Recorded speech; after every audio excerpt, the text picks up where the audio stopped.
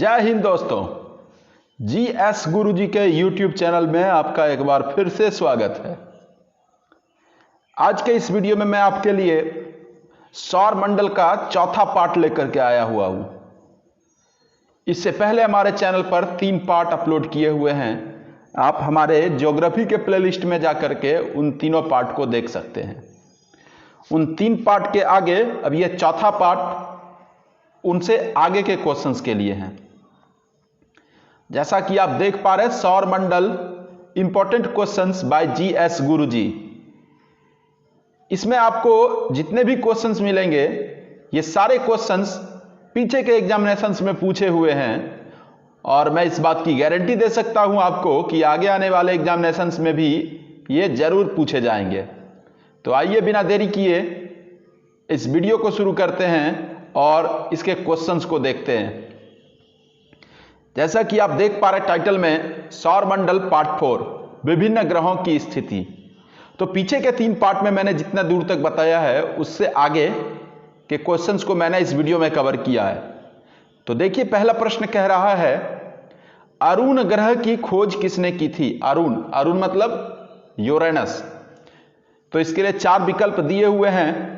पहला है William Herschel, दूसरा है जोहान गाले, तीसरा है क्रिश्चियन हाइजन और चौथा है क्लॉड टॉम्बो। तो इसका जो सही आंसर होगा वो होगा ऑप्शन नंबर ए, विलियम हर्शेल। अरुण ग्रह की खोज किसने की? विलियम हर्शेल ने। कब की थी? 1781 में, 1781 ईस्वी में अरुण ग्रह की खोज किसने की? विलियम हर्शेल ने। विलियम हर्शेल किस देश के रहने वाले थे? इनका जन्म हुआ था जर्मनी में। कहां जन्म हुआ था? जर्मनी में। लेकिन बाद में इन्होंने ब्रिटिश नागरिकता ग्रहण की थी। कहां की? ब्रिटेन की। क्लियर हो गया इसमें? अरुण ग्रह की खोज किसने की थी? अरुण ग्रह की खोज विलियम हर्शेल ने की थी। कब? 1781 ईस्वी में, 1781 में। इन्होंने ही जो है अरुण का जो ग्रह है टाइटेनिया, उसकी भी खोज इन्होंने ही की थी। और ओबेरॉन है अरुण का उपग्रह, उसकी भी खोज इन्होंने ही की थी। अब अन्य विकल्पों की यदि बात करें तो यहां पे आप देख पा रहे हैं जोहान गाले। जोहान गाले ने वरुण ग्रह की खोज की थी, नेपच्यून की। कब की थी इन्होंने? जोहान गाले ने 1846 ईस्वी में। अभी मैं अब जोहान गाले के बारे में बताऊंगा। जोहान गाले ने 1846 ईस्वी में, 1846 में इन्होंने वरुण ग्रह की खोज की थी। वरुण मतलब नेपच्यून की। और ये किस देश के थे? ये जर्मनी के रहने वाले थे। किस देश के? जर्मनी के। क्रिश्चियन हाइजन ने, मैंने पीछे के वीडियो में बताया है, सौर मंडल के पिछले वीडियो में मैंने बताया, क्रिश्चियन हाइजन ने शनि के उपग्रह टाइटन की खोज की थी। और क्लॉड टॉम्बो ने 1930 ईस्वी में प्लूटो यानी कि यम को ही प्लूटो कहा जाता है, प्लूटो ग्रह की खोज की थी। किन्होंने? क्लॉड टॉम्बो ने। कब की थी? 1930 ईस्वी में। यह पूरा क्वेश्चन क्लियर हो गया। एक बार मेन क्वेश्चन को देख लीजिए कि अरुण ग्रह की खोज किसने की थी। तो इसका सही आंसर होगा ऑप्शन नंबर ए, विलियम हर्शेल ने। किसने? विलियम हर्शेल ने। क्लियर हो गया। अब नेक्स्ट क्वेश्चन देखते हैं।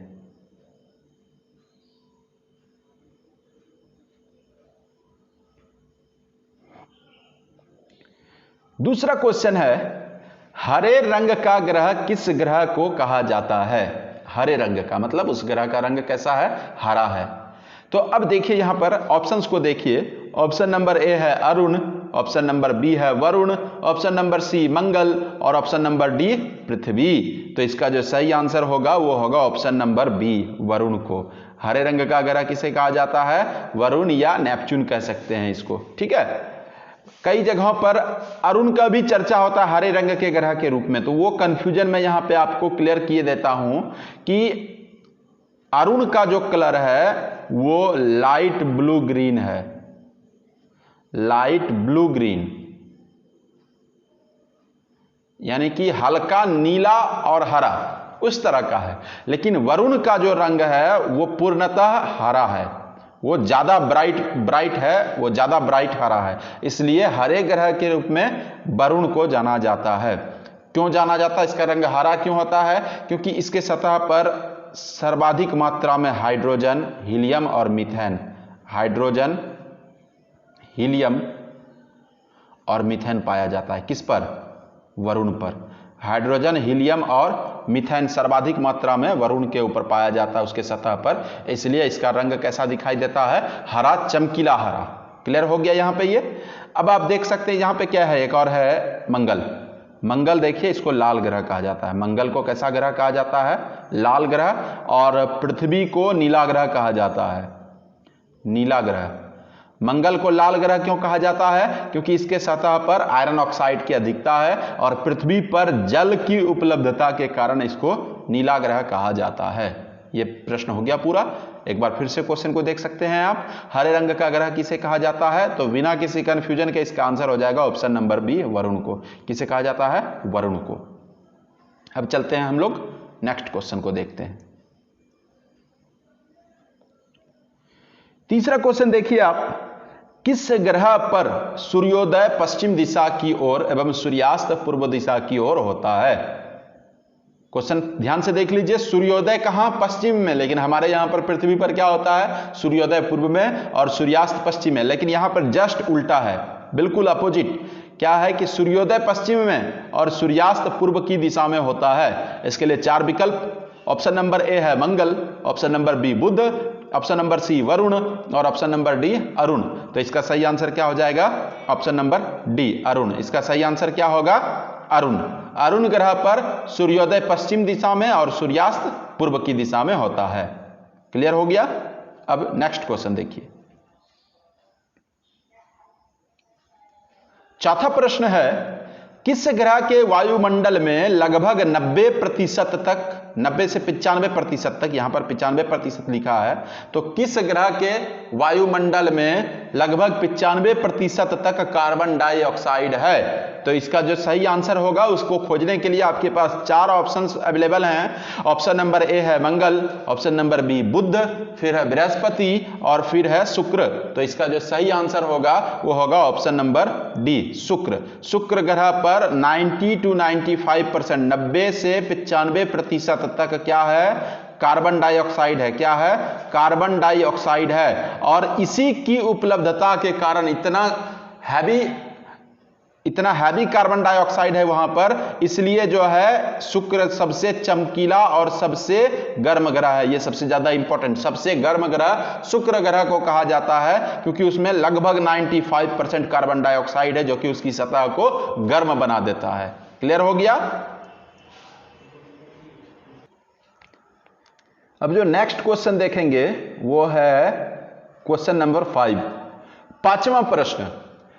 अरुण ग्रह के चारों ओर वलयों की संख्या कितनी है? मतलब कि शनि ग्रह के भी चारों ओर रिंग्स है, और यहां पर जो क्वेश्चन है, पिछले वीडियो में मैंने बताया था कि शनि ग्रह के चारों ओर रिंग्स है। यहां पर क्वेश्चन है कि अरुण ग्रह के चारों ओर भी रिंग्स है, ये क्लियर है। और इसमें कितने हैं वो वलयों की संख्या कितनी है, रिंग्स कितने हैं?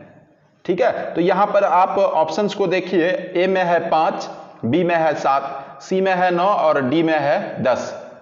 तो इसका जो सही आंसर होगा ऑप्शन नंबर सी। अरुण ग्रह के चारों ओर वलयों की संख्या कितनी है? वो है 9। कितने रिंग्स हैं? 9 रिंग्स। और शनि ग्रह के चारों ओर वलयों की संख्या कितनी है? वो है 7। ये 7 जो है वो शनि के चारों ओर है, और अरुण के चारों ओर, मतलब कि यूरेनस के चारों ओर जो वलयों की संख्या वो कितनी है? 9 है। 9 वलय हैं, 9 रिंग्स। क्लियर हो गया। नेक्स्ट क्वेश्चन को देखते हैं। अब क्वेश्चन नंबर 6 है, पृथ्वी का ध्रुवीय व्यास कितना है? देखिए, पृथ्वी का 2 व्यास है, एक जो कि पृथ्वी के ध्रुव पर से नापा गया है और एक जो कि विषुवत रेखा पर से मापा गया है। तो यहां पर पूछ रहा है कि ध्रुव पर से जो मापा गया है वो पृथ्वी का व्यास कितना है। पृथ्वी का व्यास क्या होगा कि एक छोर से दूसरे छोर तक की दूरी, जो कि बीच से, मतलब कि सेंटर से, केंद्र से होकर के जाती है। तो ध्रुवीय व्यास यहां पर पूछ रहा है वो कितना है। विकल्प को देखिए। पहला विकल्प है 12,104 किलोमीटर, दूसरा विकल्प है 12,714 किलोमीटर, तीसरा विकल्प है 12,756 किलोमीटर और चौथा विकल्प है 6,796 किलोमीटर। तो इसका जो सही आंसर होगा वो होगा ऑप्शन नंबर बी। पृथ्वी का ध्रुवीय व्यास कितना है? 12,714 किलोमीटर। 12,714 किलोमीटर पृथ्वी का ध्रुवीय व्यास। 12,714 किलोमीटर। क्लियर हो गया। और यहां पर देखिए अन्य ऑप्शंस को देखिए, ये जो है 12,104 किलोमीटर, ये किसका व्यास है? ये है शुक्र का व्यास। शुक्र का व्यास देखिए ये लगभग लगभग समान है। पीछे के वीडियो में मैंने बताया था कि शुक्र का व्यास जो है वो लगभग लगभग पृथ्वी के समान है। पृथ्वी का 12,714 और शुक्र का 12,104, तो दोनों का लगभग लगभग समान है। और यहां पर देखिए आप 12,756, ये पृथ्वी का विषुवतीय व्यास है। विषुवतीय व्यास यानी कि विषुवत रेखा पर पृथ्वी की जो चौड़ाई है या पृथ्वी के दोनों छोरों के बीच की जो दूरी है वो थोड़ी सी बढ़ गई है। वो कितनी है? 12,756 किलोमीटर, मतलब कि ध्रुवों के व्यास की अपेक्षा वो लगभग 42 किलोमीटर बढ़ी हुई है। और ये जो है 6,796 किलोमीटर, ये क्या है? ये मंगल ग्रह का व्यास है। किसका व्यास है? मंगल ग्रह का व्यास है। क्लियर हो गया। तो यहां पर जो प्रश्न है कि पृथ्वी का ध्रुवीय व्यास कितना है, तो इसका सही आंसर हो जाएगा option number B, 12,714 kilometre. Clear हो गया। अब चलते हैं अगले प्रश्न की ओर। 7वां प्रश्न है, पृथ्वी पर ऋतु परिवर्तन का कारण है। क्या कारण है? इसके लिए 4 विकल्प को आप देख सकते हैं। ए में है पृथ्वी का अपने अक्ष पर झुका होना, बी में है सूर्य के सापेक्ष पृथ्वी की स्थिति में परिवर्तन, सी में है पृथ्वी के वार्षिक गति के कारण, और डी में है उपर्युक्त सभी। तो ऋतु परिवर्तन आप देख सकते हैं कि ठंडा, गर्मी, शीत और मतलब बरखा, बसंत और बरखा, ये 4 मुख्य रूप से यहां पर ऋतु हैं। ठंडा, गर्मी, वर्षा और बसंत। ठीक है। तो यहां पर 4 जो ऋतुएं हैं वो ऋतु परिवर्तन क्यों होती? पृथ्वी पर जो ऋतुओं का परिवर्तन होता है, कभी अभी मई और जून का महीना चल रहा है तो अभी हमारे यहाँ पर गर्मी चल रहा है इंडिया के अंदर, और फिर कहीं कहीं अलग अलग है, तो वो ऋतु परिवर्तन क्यों होता है? तो इसका जो सही आंसर होगा वो होगा ऑप्शन नंबर डी। ये सबके कारण है। पृथ्वी का अपने अक्ष पर झुके होने के कारण भी ऋतु परिवर्तन। अब प्रश्न उठता है कि पृथ्वी अपने अक्ष पर झुकी हुई है, कितना झुका है? अपने अक्ष पर 23.5 डिग्री। पृथ्वी अपने अक्ष पर 23.5 डिग्री झुकी हुई है। कितना? 23.5 डिग्री। और फिर है सूर्य के सापेक्ष पृथ्वी की स्थिति में परिवर्तन। पृथ्वी जब अपने अक्ष पर घूर्णन करती है, अपने अक्ष पर, सूर्य के चारों ओर नहीं बल्कि अपने अक्ष पर, तो कभी पृथ्वी का पिछला भाग आगे आता है, कभी अगला भाग। तो इस तरह से जब कोई भी चीज गोल चक्र में घूमेगा तो उसका जाहिर सी बात है कि उसका हर एक पार्ट हर एक दिशा में घूमेगा। तो सूर्य के सापेक्ष, मतलब कि सूर्य के सापेक्ष पृथ्वी की जो स्थिति हमेशा बदलती रहती है, क्योंकि पृथ्वी लगातार घूर्णन गति में रहती है। और पृथ्वी के वार्षिक गति के कारण, इसके कारण भी जो है पृथ्वी पर ऋतु परिवर्तन होता है। इसलिए यहां पर जो सही आंसर होगा वो होगा ऑप्शन नंबर डी, उपर्युक्त सभी के कारण। ये जितने भी कारण यहां पर दिए हुए, इन सब के कारण पृथ्वी पर क्या होता है? ऋतु परिवर्तन होता है। क्लियर हो गया। नेक्स्ट क्वेश्चन देखेंगे अब।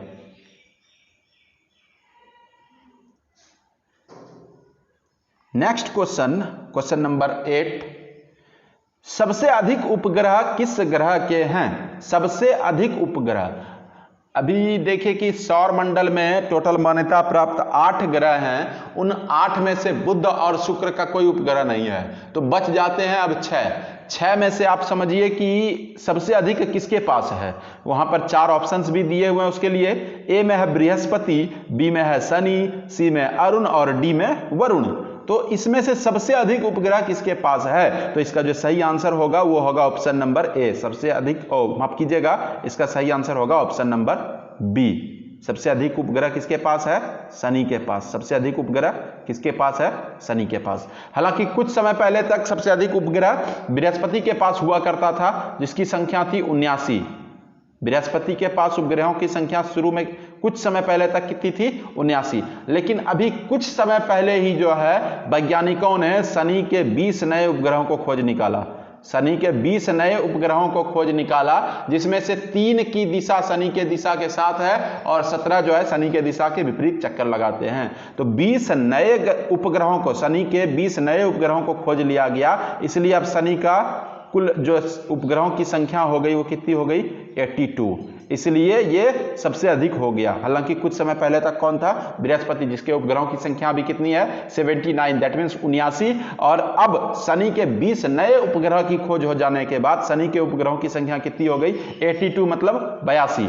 और फिर देखिए अरुण के उपग्रहों की संख्या कितनी है? अरुण के उपग्रहों की संख्या है 27, मतलब यूरेनस के उपग्रहों की संख्या कितनी? 27। और वरुण के उपग्रहों की संख्या यानी कि नेपच्यून के उपग्रहों की संख्या है टोटल कितनी? 13, यानी कि 13। और अब बच जाते हैं इसके बाद, एक है मंगल और एक है पृथ्वी। तो मंगल के दो उपग्रह फोबोस और डेमोस, फोबोस और डिमोस, मंगल के दो उपग्रह हैं फोबोस और डिमोस। और पृथ्वी का एकमात्र उपग्रह है, पृथ्वी का एकमात्र उपग्रह है, कौन है वो? चंद्रमा।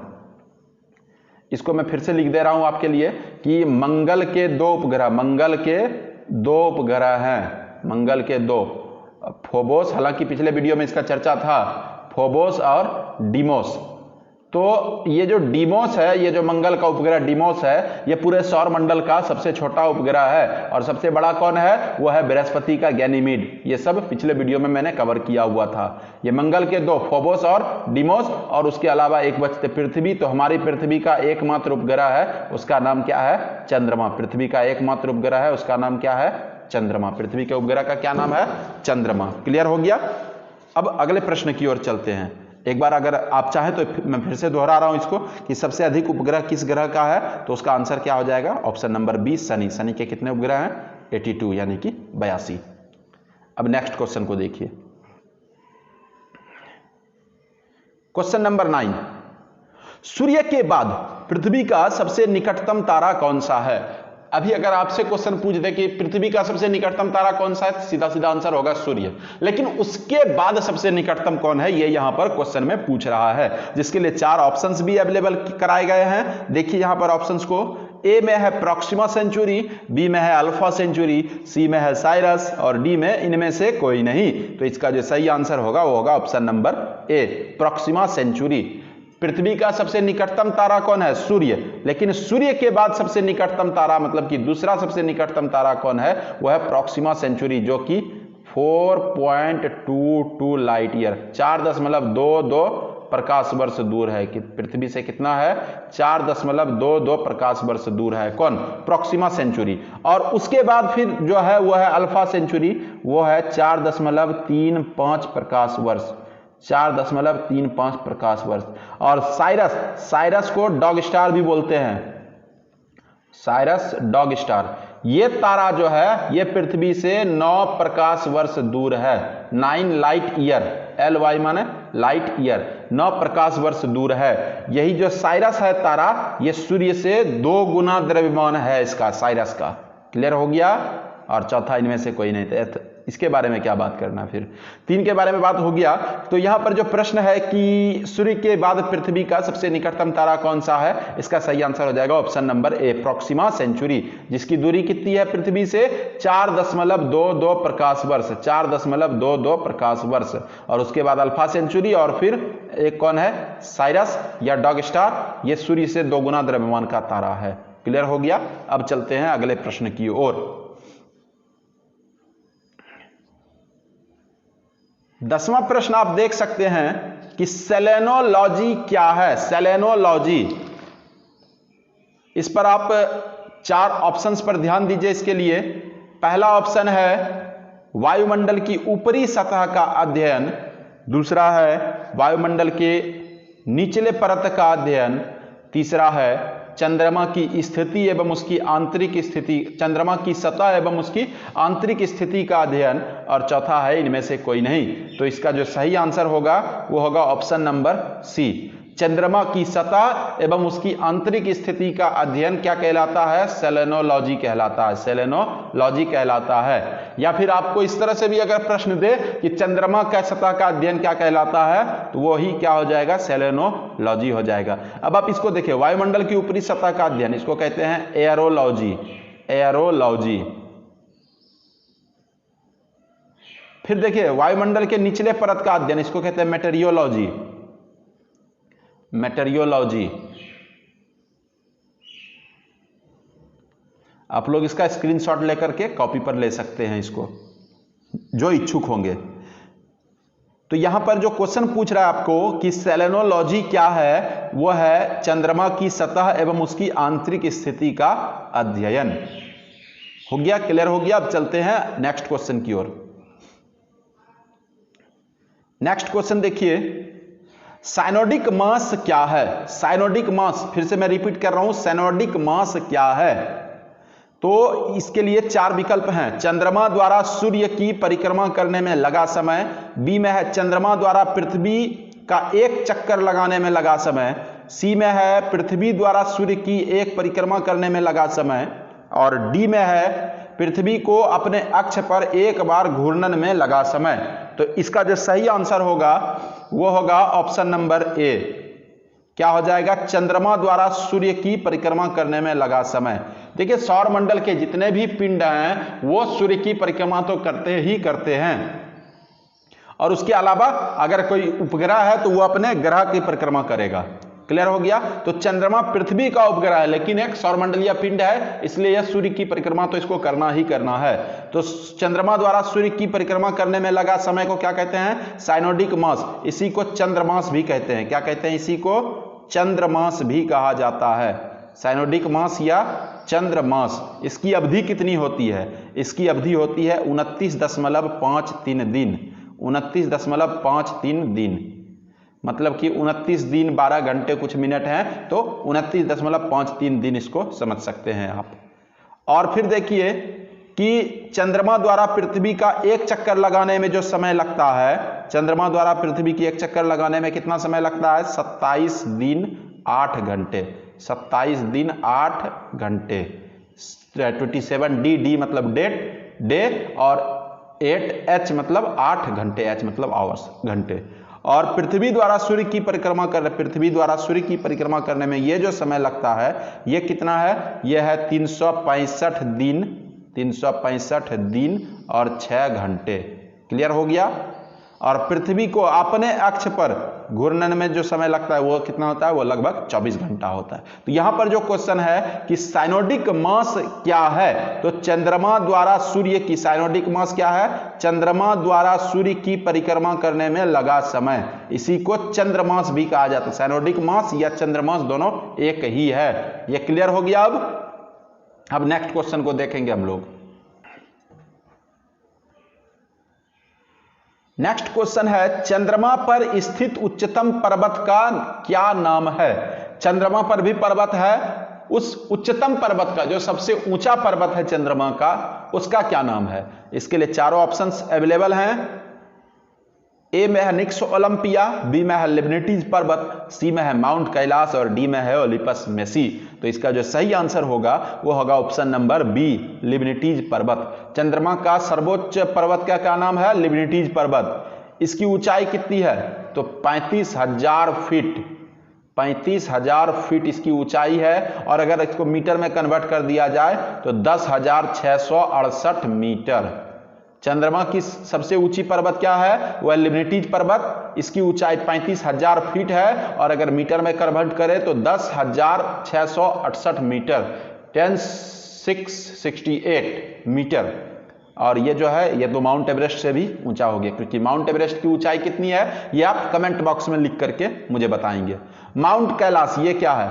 माउंट कैलाश ये कैलाश पर्वत है, पृथ्वी पर है ये। निक्स ओलंपिया ये मंगल ग्रह पर है, यह सौर मंडल का सबसे ऊंचा पर्वत है, इसके बारे में मैंने पिछले वीडियो में कवर किया है। और ओलिपस मेसी यह मंगल ग्रह पर एक सबसे बड़ी ज्वालामुखी है। यह क्लियर हो गया कि चंद्रमा पर स्थित उच्चतम पर्वत का क्या नाम है? यह लिबनिटीज पर्वत है। ऑप्शन नंबर बी इसका सही आंसर होगा। और उसकी ऊंचाई कितनी है? तो 35,000 फीट, और मीटर में अगर कन्वर्ट कर दिया जाए तो 10,668 मीटर। क्लियर हो गया? अब चलते हैं हम लोग अगले क्वेश्चन की ओर।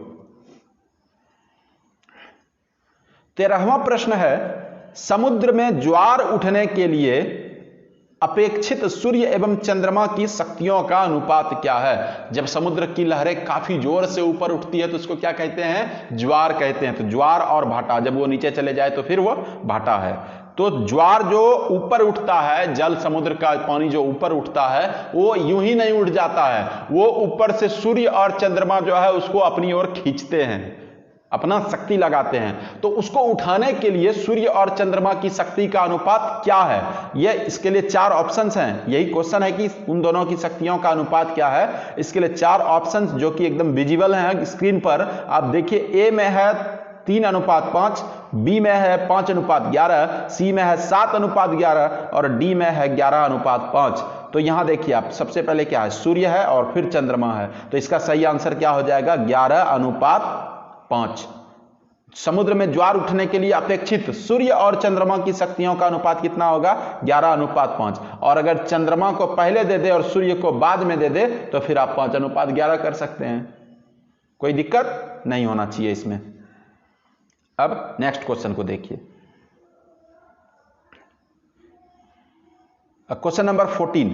ये क्या है? जब चंद्रमा पृथ्वी के सबसे निकट होता है तो उस स्थिति को क्या कहते हैं? जब चंद्रमा पृथ्वी के सबसे निकट होता है, ऐसे चंद्रमा और पृथ्वी के बीच की जो औसत दूरी है वो 3,84,000 समथिंग है, 3,84,365 किलोमीटर के लगभग है। यानी कि आप उसको 3,84,000 ही किलोमीटर अगर समझ ले तो बहुत बड़ी दूरी है। तो जब चंद्रमा पृथ्वी के सबसे निकट होता है तो उस स्थिति को क्या कहते हैं? इसके लिए भी 4 ऑप्शंस हैं। ए में है सुपर मून, बी में है पेरिजी फुल मून, सी में है ए और बी दोनों, मतलब कि ऊपर वाला ये दोनों, और डी में है ब्लू मून। तो इसका जो सही आंसर होगा वो होगा ऑप्शन नंबर सी, ए और बी दोनों, यानी कि सुपर मून कहिए या फिर पेरिजी फुल मून कहिए, दोनों उसी स्थिति को कहा जाता है। जब चंद्रमा पृथ्वी के सबसे निकट होता है तो उसको सुपर मून भी कहते हैं और पेरिजी फुल मून भी कहते हैं। इसलिए आंसर क्या हो जाएगा? ऑप्शन नंबर सी, ए और बी दोनों। ठीक है। जब चंद्रमा सबसे निकट, पृथ्वी के सबसे निकट हो जाता है तो उस टाइम चंद्रमा 14% अधिक बड़ा दिखता है। कितना? ऐसे जितना दिखता है उससे 14% अधिक बड़ा दिखता है और लगभग 30% अधिक चमकीला, लगभग 30% अधिक चमकीला दिखाई देता है। कब? जबकि वो पृथ्वी के सबसे निकट होता है तो 14% अधिक बड़ा साइज में दिखता है, और अगर लाइट में बात करें तो 30% लगभग अधिक चमकीला दिखाई देता है वो।